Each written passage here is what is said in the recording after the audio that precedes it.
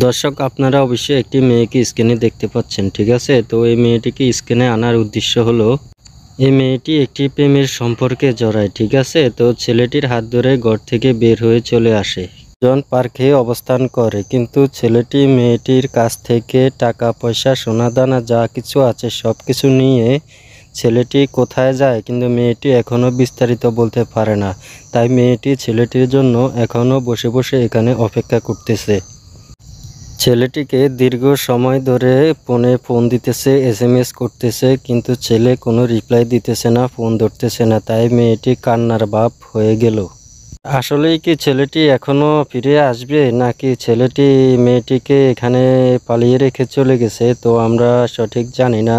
তো দেখি আমরা ভিডিও শেষ পর্যন্ত, আসলে কি ছেলেটি আসে না মেয়েটিকে এখানেই ফাঁকি দিয়ে চলে গেল ছেলেটি।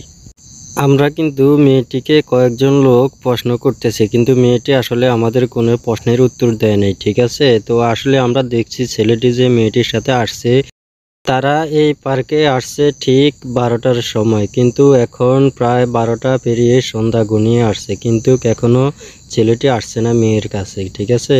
তো জানি না এখন মেয়েটি কি করবে বা কোথায় যাবে। মেয়েটি কোথা থেকে আসছে আমরা মেয়েটির কাছ থেকে তথ্য নেওয়ার চেষ্টা করতেছি, দেখি মেয়েটি আমাদেরকে তথ্য দেয় কিনা। যদি তথ্য দেয় তাহলে ভালো, তার পরিবারের কাছে ফোন দিয়ে মেয়েটিকে তার পরিবারের কাছে আমরা পৌঁছে দিব। ভাই এই মেয়েটির সাথে সম্পর্ক করছেন সেই ভাইকে আমরা বলতেছি, ঠিক আছে। তো আপনি আসলে কাজটা ঠিক করেন নাই। একটি মেয়ের সাথে সম্পর্ক করলেন, তাকে বাড়ি থেকে বের করে আনলেন, তার টাকা পয়সা সব কিছু আপনি নিয়ে নিলেন, নিয়ে মেয়েটাকে এইভাবে ছেড়ে চলে গেলেন, কিন্তু আসলে আপনি কাজটা ঠিক করেন নাই। কারণ হয়তো আপনারও বোন আছে, ঠিক আছে। যদি আপনার বোনের সাথে কেউ এমন করে তাহলে সেই ব্যাপারটা আপনার কাছে কেমন লাগবে। আপনি তো মেয়েটাকে বলতে পারতেন যে তো আমি তো চলে গেছি তোমার টাকা পয়সা নিয়ে, ঠিক আছে, তোমার টাকার প্রতি আমার লোভ ছিল, তোমার প্রতি আমার কোনো আকর্ষণ নাই, ঠিক আছে, আমি চলে আসছি, তুমি বাড়িতে চলে যাও। কিন্তু আসলে মেয়েটাকে এভাবে পার্কে একা রেখে চলে যাওয়াটা ভাই আপনার ঠিক হয় নাই, ঠিক আছে। তো যে কোনো এক সময় হয়তো ভিডিওটা আপনার কাছে পৌঁছাবে, আপনি দেখবেন, কিন্তু তখন আপনি নিজেই অবাক হয়ে যাবেন যে আসলে আমি কাজটা কি করলাম। এখন প্রায় সন্ধ্যা ঘনিয়ে আসছে, দেখুন মেয়েটি এখনও তাকে SMS করতেছে, কিন্তু আসলে সে কোনো SMS এর রিপ্লাই দিতেছে না। ভাইরে তুমি কেমন মানুষ।